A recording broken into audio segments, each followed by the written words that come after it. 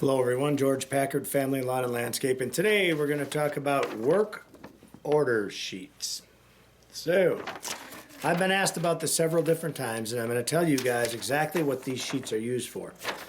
Let's say you go out to a customer and say you're hired for lawn care, and they come up to you one day and ask you, hey, how much to trim my shrubs, or tear out this area of dirt and put sod in here, things like that. Those are change orders, okay? So you always want to have something signed when you're doing a change order. We have a very simple slip of paper right here that we do that I'm going to show you guys, and it's very, very generic. You can make it any way you want. I just want you to catch the points, the highlights, things that we put on there, and kind of explain to you why we put them on there. First thing I'm going to tell you is this is the reason you want to have a work change order, okay? This work is in addition to the work you've already agreed upon. So this happens to landscapers all the time.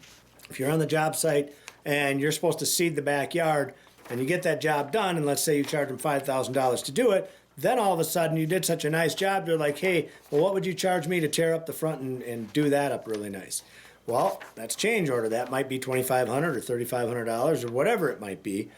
You want to write that up. So if it's a higher dollar amount, you definitely want to pull up your contract and write up a change order to it. You know, if it's shrub trimming, like, hey, how much to trim your shrubs? $50. Well, I'm not going to write up a change order for $50, okay? But this is something you can do, and you can get it added to their bill, which I'll show you down here. So, very simple sheet. Show you guys this right in the very beginning, then I'll kind of explain it to you. So it might be hard for you to see, so I'm going to act like one of those scrolling machines and go like really slow, so maybe you guys can read it, see the things that are on there, yada yada yada yada. Okay, that being said, here's what we're going to start with, and I know you can't see this, but I'm going to go through it with you.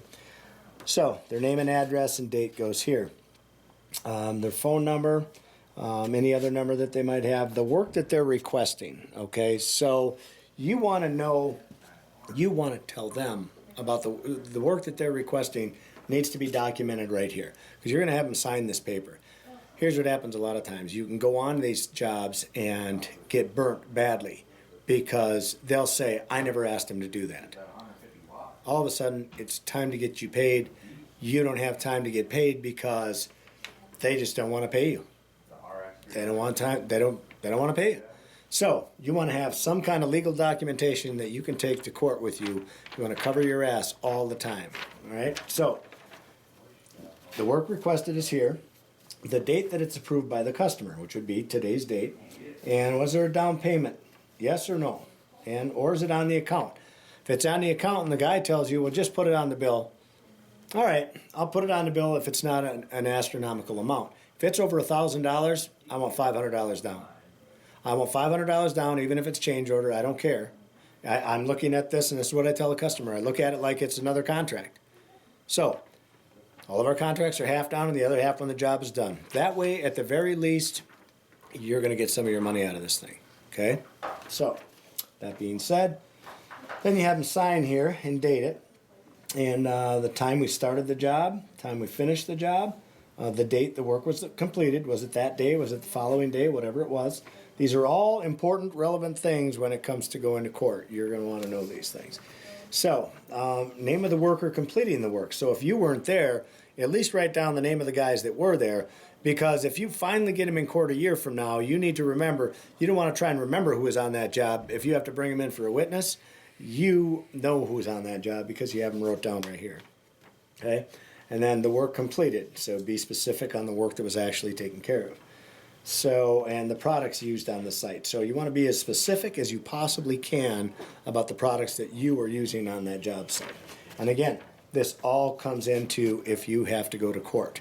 Okay? And you don't want for it to happen, but it does happen. And the more you're in this business, especially the landscaping end of things, the more you will find you're in court a lot more than you want to be.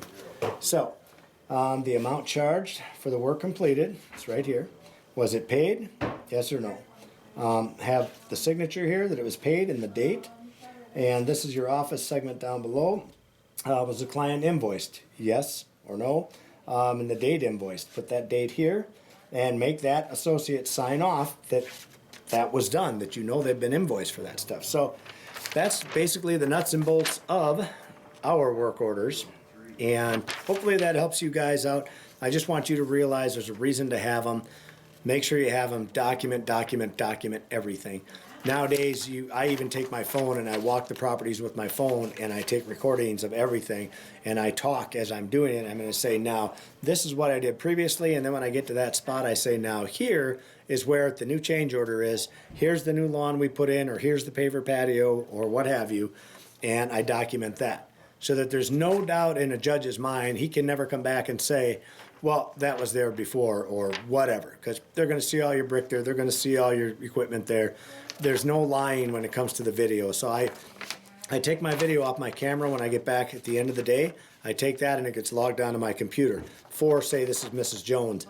This also goes with Mrs. Jones' case until even if we're 100% paid up, because I don't want them to come back down the line and say that, 10 years from now, oh, the patio fell apart, or this happened, or weeds came up in the lawn, and I demand my money back or something like that, and it's like, that's ridiculous. So anyway, that being said, don't forget to subscribe down below, guys. This has been George Packard with Family Lawn and Landscape, and as always, thank you for watching.